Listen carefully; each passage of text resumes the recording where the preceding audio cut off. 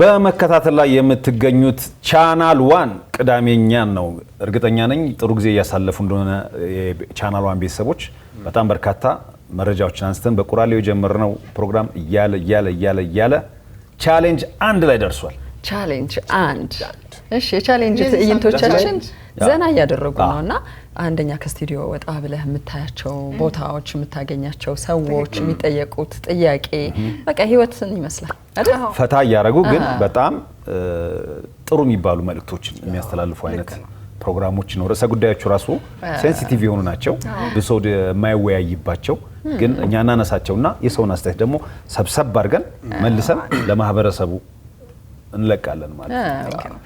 ከዚህ ቀደም ቆንጆ 2 ፕሮግራሞችን ሰርተናል። የማህበራዊ ድረገጾቻችን ላይ ስላሉ ተመልካቾቻችን ማየት ይችላሉ። እግረ መንገዳቸውም ደግሞ ቻናል 1 ኢትዮጵያ የሚለውን የዩቲዩብ ገጻችንን ሰብስክራይብ እያደረጋችሁ ሰብስክራይብ ሙሉ ፕሮግራሞቻችንን እዛ ላይ ማግኘት ስለሚችሉ ቅዳሜኛ ላይ ያላቸውን አስተያየት ጻፍ እያደረጉልን ሼር እያደረጉልን እግረ መንገዳቸውን እንዲያበረታቱን በዚህ አጋጣሚ እንጋብዛቸዋለን። ቀጣዩ መሰናዷችን ቻሌንጅ 1 ይቀጥላል።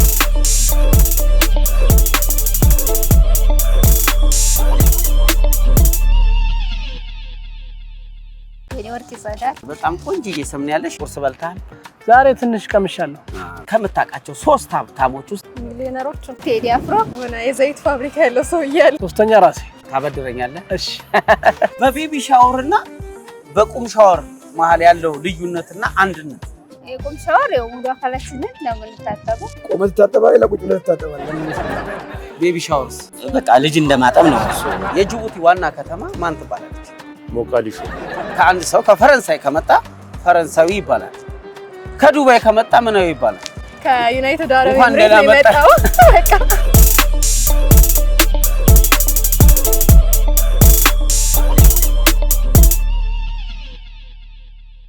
ቻሌንጅ 1 ከስቱዲዮ ወጥተን መንገድ ላይ የምናገኘውን እንግዳችንን ድንገት የምንጠይቅበት ፕሮግራማችን ነው። በፕሮግራማችን ደግሞ ማሰብን፣ ማሰላሰልን፣ መመራመርን፣ ንቃትን የሚጠይቁ ጥያቄዎች አሉ። ግን ቢሆንም አዝናኝና አስተማሪ በሆነ መንገድ የምናቀርብበት ሶሻል ኤክስፐሪመንት ፕሮግራማችን ነው። በእርግጠኝነት የምትዝናኑበት ፕሮግራም ይሆናል። ቻሌንጅ 1 ተጀምሯል። እስከ ፕሮግራሙ ፍጻሜ አብራችሁን ቆዩ። ቻናል 1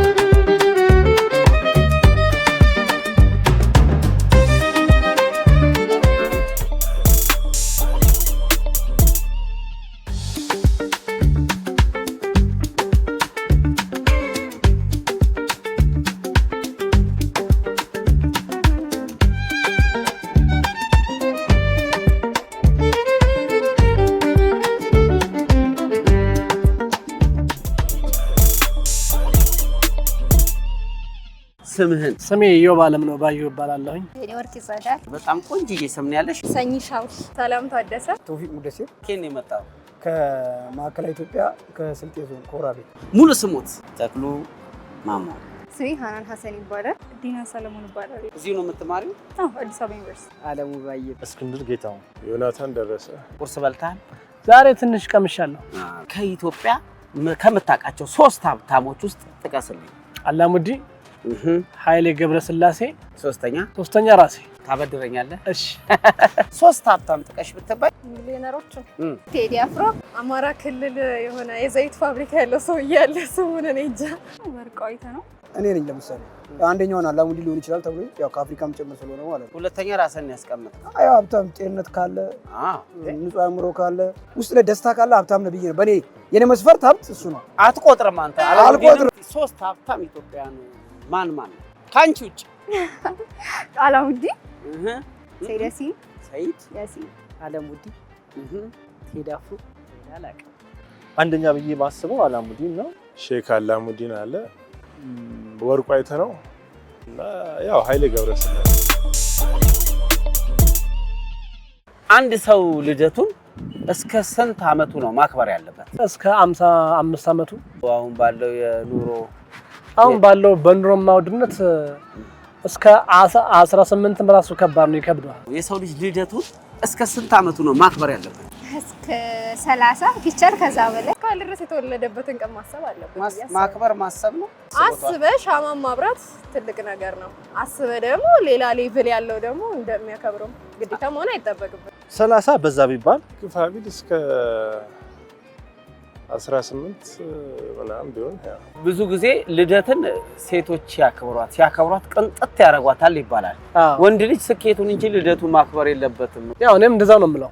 አንቺ እስከ ስንት ዓመትሽ ነው ያከበርሽ? 19 ዓመቴ ነው አሁን ቀጣ እስካሁን እያከበርኩ 15 ድረስ አክብሬያለሁ። እኔ እንደዚህ ልደቴን አክብሬ አላውቅም። ያው ድግሱን አይደል ነገር ከሆነ ሜቢ እስከ 13 እስከ 14 ከዛ በኋላ ራስሽን ቻይ ነው ተባልሽ። ኬክ አስታውሳለሁ የመጨረሻዎቹን ቢያንስ 5 ዓመታት እንደዚህ 6 ዓመታት ኬክ እንደነበረ አስታውሳለሁ። ድፎ ዳቦም ነበረ። በቤቢ ሻወርና በቁም ሻወር መሀል ያለው ልዩነትና አንድነቱ ሁሉም የሻወር ክፍል ልዩነቱስ የቁም ሻወር ያው ሙሉ አካላችንን ነው የምንታጠበው። ከወገብ በላይ ደግሞ ቤቢ ሻወር ያው የሚከበር ይሄ እንደ ያጥሮ ፋትስ ማሽ ምናምን በውጭዎቹ ነው። ኦኬ በእኛ ያው ግልጽ አይደል እንዴ? ምን ቆመህ ትታጠባለህ ለቁጭ ብለህ ትታጠባለህ? እኔ ይመስለኛል ቤቢ ሻወር ያጥሮ ፋትሽ ምናምን የሚባል ነገር አለ። ልትወልድ የደረሰች ሴት ከጓደኞቿ ጋር ከዘመዶቿ ጋር ለመሰብሰብ በመላክ ታከብረው ነገር ነው። ቁም ሻወር ደግሞ ቆመህ ሻወር ስትወስድ ነው። በፊትኛ እናሸንፋለን የምንለው በጆግ የምንወስደው እሱ እንደማለት ነው። ልዩነት ይኖረዋል። የቁም ሻወር ከላይ ጀምሮ እስከ እግር ጥፍር ድረስ ያጸዳል። ቤቢ ሻወርስ በቃ ልጅ እንደማጠብ ነው። እሱ አሁን ምንም አስቸጋሪ ነው። ለጤንነትም ቁጭ ብሎ ስለሆነ ለጤንነት ትንሽ አስቸጋሪ በጣም ይለያያል። ቤቢ ሻወር እርግዝ ሆና ይሄ በባህላዊም አለ መሰለኝ ዘመናዊ አድርገው ቤቢ ሻወር አለስ እና የቁም ሻወር ኖርማል ሻወር ጭራሽ የማይገናኙ ነገሮች ናቸው። ቤቢ ሻወር ማለት እኮ የሆነ ልጅ ሊወለድ ሲል እናቶች እና ጓደኞች ተሰብስበው የሚያከብሩት ነገር ነው። ከውጭዎች የተወረሰ ነገር። በኢትዮጵያ ደግሞ ያጥሮ ፋትስ ማሽ እንደሚባለው የቁም ሻወር ደግሞ በቃ ድረስ ገላ መጣጣል። ቁም ሻወር ማለት እኔ እንደሚገባኝ ከሆነ ሻወር ኖርማሊ ሻወር ደግሞ ስለ አወላልቄ ልብሴን አወላልቄ ስታጠብ ገላይን ስታጠብ የቁም ሻወር። ቤቢ ሻወር ግን አንዲት ሴት ነፍሰ ጡር ከሆነች ልትወልድ ቀኑን አላውቀውም የተወሰነ ቀን ሲቀራት የሚደረገው ዝግጅት ነው። እሱ ቤቢ ሻወር ይባላል። ቤቢ ሻወር እንጃ አላውቀውም፣ ግን ያው የቁም ሻወር ቆመህ ነው የምትወስደው ሻወር። ቴዲ አፍሮ ዘፋኝ ባይሆን ምን የሚሆን ይመስልሽ? ምን ይሆናል? ቶፊቄ ቴዲ አፍሮ ታዋቂ ዘፋኝ ባይሆን ምን ይሆናል ብለህ ትገምታለህ? ዝም የበኔ ግምት ዲያቆን ሊሆን ይችላል፣ ጋዜጠኛ፣ እንደ አርቲስት ነገር ይሆን ነበር። አላውቅም። ጥሩ መልካም ለሰው አሳቢ ወይም ረጂ ለተጎጂ የሚሆን ሰው ነበር የሚሆን ነበር። ካሪዝማ ስላለው ባለስልጣን ነው ይመስለኛል። ግጥም ችሎታ ስላለው ገጣሚ ደራሲ ምናምን ይመስለኛል። ኃይሌ ገብረስላሴ ሯጭ ከመሆኑ በፊት ምንድን ነበር? ለመሮጥ እያሰበ ነበር። ሯጭ እንዲሆን እቅዱ ፕላኑ ነበረው። ከህፃናት ጀምሮ ሁሉ የአትሌት የሩጫ ምናምን ኪሎት እንደነበረ ያሳየናል። ኃይሌ ከባህሪው አንፃር ሳስበው ዝም ብዬ የአርሶ አደር ልጅ ይመስለኛል። ከገጠር ገበሬ ከገጠሩ አካባቢ የመጣ እንትን ይመስለኛል። ተማሪ ከትምህርት ደግሞ ሯጭ ጎበዝ ነው። እኔ አድናቂው ነኝ። እሱ ሙሉ ላይፍ አትሌት አይደለም። ከመጀመሪያ ጀምሮ አትሌት ነው ያለው። ተወለደ ነው ወጥቶ ይሮጣል። መንግስቱ ኃይለማርያም መሪ ከመሆናቸው በፊት ምንድን ነበር የሚሰሩት? ወታደር ነበሩ። ከወታደር ከመሆናቸው በፊት እሱ ጠይቄ በነገራችን ራሻ ሄዶ ተምሯል። አሜሪካ ሄዶ ተምሯል። ይቀርታ እና ኮሎኔል ነበረ። የጅቡቲ ዋና ከተማ ማን ትባላለች? ብዙ ጊዜም ተመላላች አይደለሁም፣ አላውቃትም። ይቅርታ ግን ኢትዮጵያ ትሆናለች። ሀብታም ነህ አንተ፣ የፈለከውን መመለስ መጥተህ። የጅቡቲ ዋና ከተማ ወይኔ ጠፋች። ጅቡቲ ጅቡቲ ራሱ አይደል?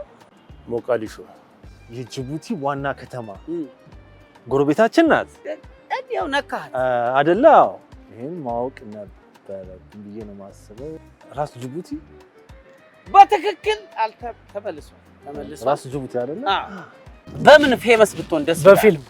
በፊልም ተዋናይ መሆን ትፈልጋለህ? እፈልጋለሁ። በሙዚቃ ድምፅ አለሽ እንዴ? ብዙም አይደለም። እሺ ከያለችው ከልቧ ሰው ተቀይሞ ጨክና ሰው አታውቅም ለምን ማለት በቃኛለች ላይ ነው በቃ ይወጣ።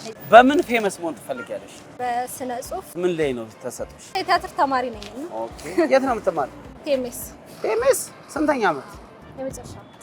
ባይዘዌ ቴሜስ ቲያትር ዲፓርትመንት ካስከፈቱ ባቾች ውስጥ አንዱ እኔ ነኝ። ግራጁዌት አድርጌያለሁ።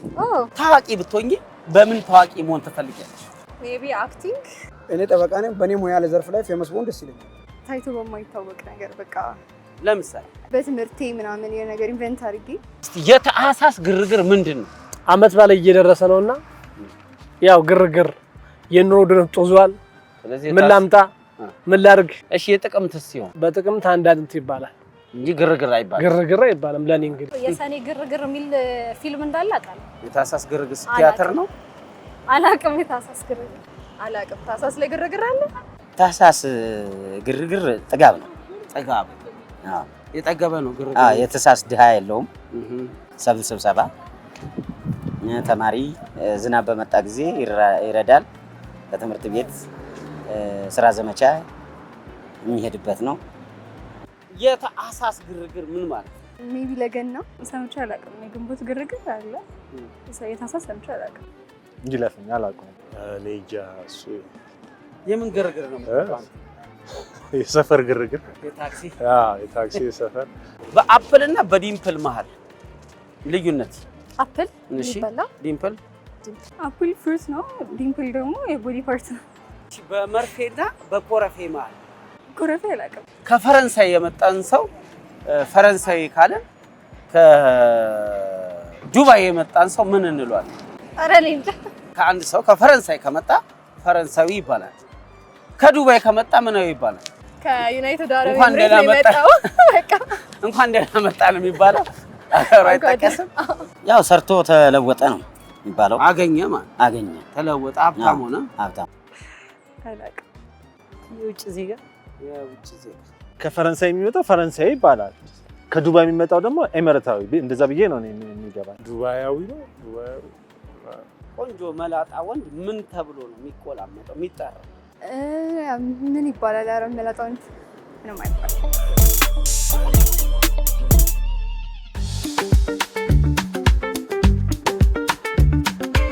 ተመልሰናል። የቻናሏን ቤተሰቦች እንዴት ነበር ቻሌንጅ አንድ ፕሮግራማችን?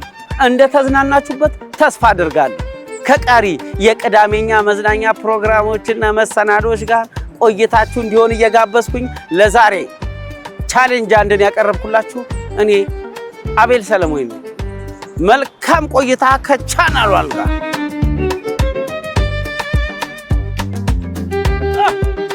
እውቀት ፈሰሰ በቻሌንጅ አንድ ታፈሰ። እሱን ለመከታተል ቅዳሜዬ ፕሮግራም ቻሌንጅ አንድን ይከታተሉ። እኔም ወደ ቻናሏ